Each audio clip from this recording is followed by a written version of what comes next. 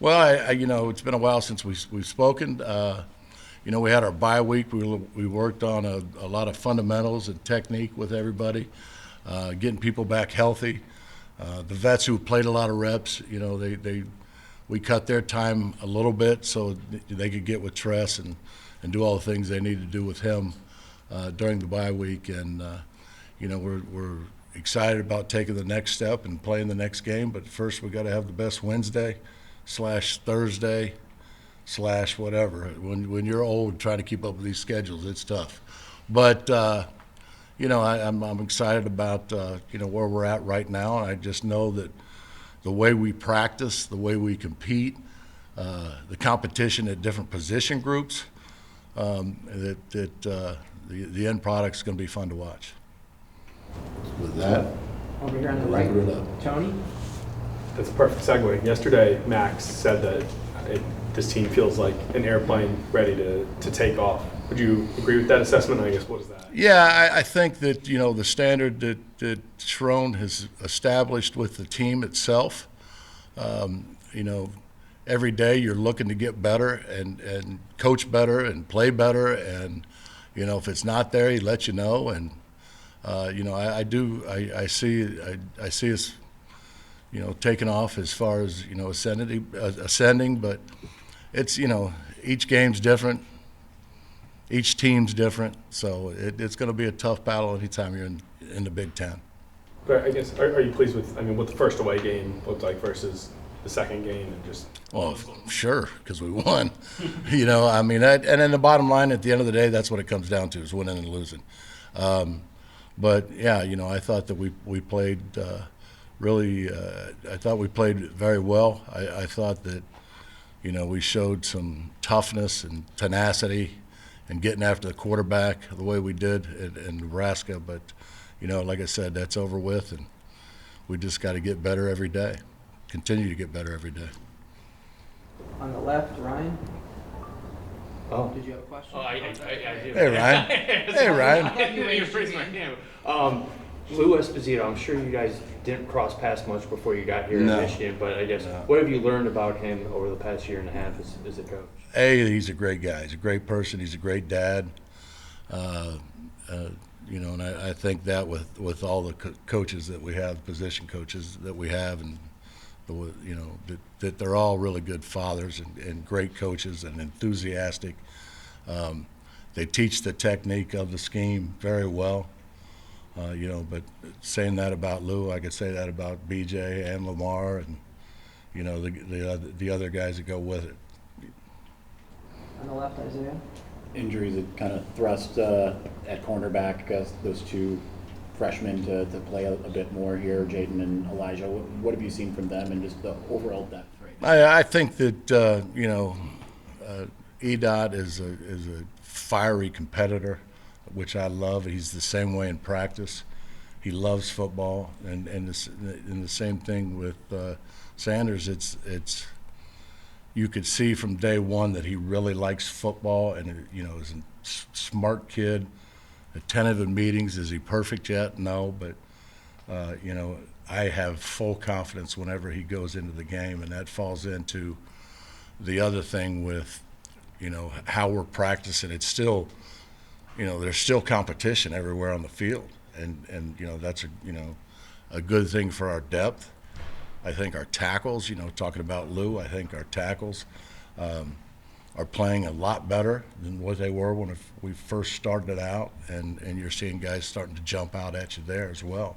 But there's competition across the board, even in the linebacker room. You look at a kid like Cole Sullivan. I mean, how can you not play him the way how productive he is, and but when you go and watch practice tape, he's playing faster than a lot of guys, out there, and he's just going to continue to get better, and that's the fun part about coaching. There's a lot of crappy parts. Like I clean that up? All right, but that's the fun part of coaching, is seeing a guy like that that's taken off, and there's others too. Talking about the corners. Chris. I was going to ask you about Cole. Do you think he's one of your best 11 on defense? And then with Jay Sean playing more edge, is there more time for them? Yeah, I think that's all part of, trying to get the best 11 out there consistently. And, you know, like I said, Rayshon Benny said in one of the first meetings we had in training camp, he said, the same 11.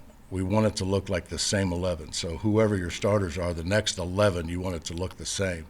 And I thought that was a great goal for, you know, a kid, you know, or I shouldn't say a kid, a grown man at his age, you know, to say that. And they're, you know, we're not there yet, but we're practicing to get that way. And that's why you're seeing different guys on the field. And with the linebackers, how happy are you with the fits and then the coverage overall? No, I'm pleased. You know, I think that BJ does a great job with the linebackers. You know, I think I've told you this before.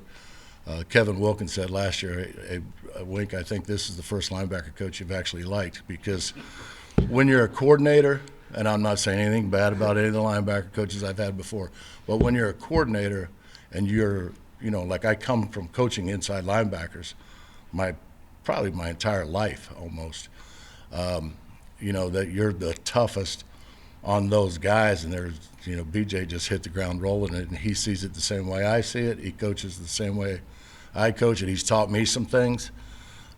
So, you know, I think that it's just been a perfect fit. You know, and I said that, you know, before about how lucky that I am having the assistants that we have.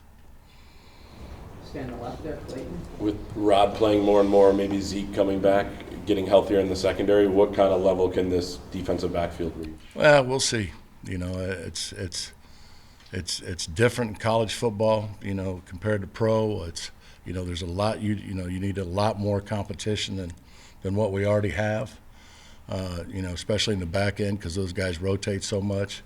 And like, you know, Lamar and Stokes and B-Hawk, you know, those guys do a great job of getting, you know, all of them ready for the game. And if they're not ready, they're not going to play.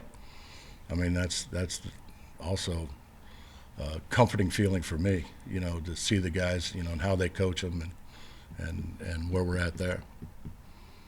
Back left, Alejandro. How have those injuries on the back end at corner affected how you want to design the defense or how you call the defense? I think it's different with each guy and really each position. It's not just the corners. So, you know, that's a good thing that, you know, I've always talked about is the flexibility of the system, that we're able to call different things and, you know, to cover up a guy's weakness or to show a guy's strength. So, you know, take a guy like Jay-Sean, you know, he's playing all over the place. He's going to continue to play all over the place. You know, that's his work ethic, his training camp, his coaching, his coaches, both BJ and Fee. You know, and don't talk about Fee enough because he's doing a great job with those guys on the edges. And right here, Austin. You coached some guys who had a reputation for being scary, intimidating. Do you see some of that with Jay-Sean? Is there a little bit of a fear factor that he brings for the other team when he's out there? I don't know. I want you to say something to him. No, I mean, he is, that's who he is. That's his personality. I think some people take him being quiet and just looking at you as being mean, and he's just trying to, you know, figure people out just like we all do. But he hits, and it's, those guys are unique. So enjoy it while you're seeing it. Is there a softer side to him that you see off the field, or is it kind of like? No, I mean, I don't know. I have fun with him. I talk to him all the time, and you know, he gets a bad rap sometimes. When I'm saying bad rap, you know, from other places that he's been because he's been so quiet. But once you get to know him and you know, it's a back and forth, it's a trust, it's a relationship, and he's fun to be around. But if anything happens, I'm glad he's on my side. In the back there, Andrew. Because of injury, Wisconsin has some uncertainty at quarterback and some other spots, I guess. I'm wondering how much as a staff you try to figure out personnel who's actually going to be on the field. I think that's a guessing game pretty much every week. You know, they're going through some injury battles, you know, at the quarterback position, And you know, I think you'll know when I know when it comes out. You know, they do a nice job of not saying a whole lot in the press and anything else, and that's fine. That's the way it should be. Front right here, Aaron. How quickly when you got here did you realize there was more to unlock on the Jay Sean? And what is his ceiling? 'Cause I think that rule said that make the top 10 pick. Yeah, I mean, neither Matt or myself are going to draft anybody, so I don't. You know, it's real easy to just throw out a top 10 pick because you don't know the rest of the country and who's coming out and everything else. I just know he's a good football player. I don't think that he has a ceiling. You know, I think he's just going to keep getting better. You know, and I know he loves playing in this defense. Over on the left, Ryan. With Jay Sean's emergence at edge, it's kind of led to less playing time for TJ Guy. How has he handled that, and what's your message to kind of keep him engaged? Well, I think it's all of them. It's not just TJ. I think that when you move people around, we said it before about getting the best 11 on the field. That facts are facts, and you're just honest with everybody. And if you want to play more, practice better. You know, that's the way life works. Perform better. You know, produce like Cole. And you know, we know what we want to look like as a defense. I'm talking about we as the coaches and the players. And you know, when it's out on the field, that's what we look like as a defense. You know, and it's gonna, you know, you could say the same thing about Dom. You know, Dom's a really good pass rusher, and he's still climbing and fighting, and he could pass up somebody, you know, to go play. And you know, we talk about it all the time in meetings. It's like, you know, this isn't a.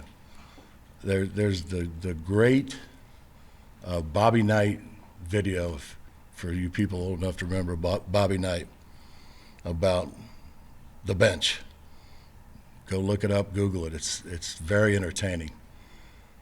But you know, it's the truth. You know, the only thing, you know, that you have is playing time. You know, so practice better, play better, and that's just, you know, that's with everybody. That's not just TJ or Dom or whoever. That's at each position group. It's the, you know, that's the Cole Sullivans. You know, you talk about Cole and his production. How about Jimmy Roller? I mean, he is smashing people out there and playing really well. Same thing with Ern. So, you know, it's a, you know, that inside backer room, like I said, with BJ is, you know, very talented. He's done a great job of building that room, and you guys are starting to see some of the results of who's all in that room. You know, because then you talk about Troy Bowles, talking about getting a Wusu back. You know, he's going to be fun to watch. You know, so, you know, it's I like where we're at, but we're still not where we want to be, you know, as far as, you know, that goes. And it's, you know, every day in practice you got to get better and play better and execute and stay locked in. So it's a lot of fun to watch. So would you say linebacker is probably your deepest position at this point in the year? You know, I really haven't sat and thought about it because, like I just got done telling you, the tackles are playing better. You know, moving Jay Sean to the edge, that's improved the edge play. You know, the corner position is where we're the youngest. You know, so you just don't know where they're going to end up at yet. You know, with those guys and who's going to step out and step up. But you know, that's why they play the games and they're all on TV. Got time for a few more. Starting on the left with Chris. I asked Sharon last week. You are killing me. About You the don't lack. want to talk to Chris? No, believe me, nobody does. But about the lack of holding calls, and Sharon said, let's be honest, some of our guys are getting tackled out there. Is it being called differently? And what do you tell your guys when you watch the film and you see some? Before you say that, preface it. He said it's on both sides. Right, he did say it's on both sides, right? Although we know that it's You're not. trying to skew it one direction. That's not, although we all know that's not the case. So, and it kind of negates your advantage there, so. I'll leave my answer as this. I'm going to be a very good podcast guest when I retire. All right? That's where I'll leave it at. We can start our own podcast. There you go. Appreciate it. Angelique, I'll let you have the last questions. Two? Questions? You have no more than two. I was just curious, what is the toughest position on defense for a freshman to start and to be out there? Well, if they're good enough, I said something about Nate last time I spoke to everybody that he's going to be a guy that they're going to be talking about here. If they're good enough, they're going to play. So whatever position there is, and I think coming in as a true freshman, they're all tough. It's completely different than high school football. And to a man, if you talk to those guys, it's terminology. You're just not playing. You're not.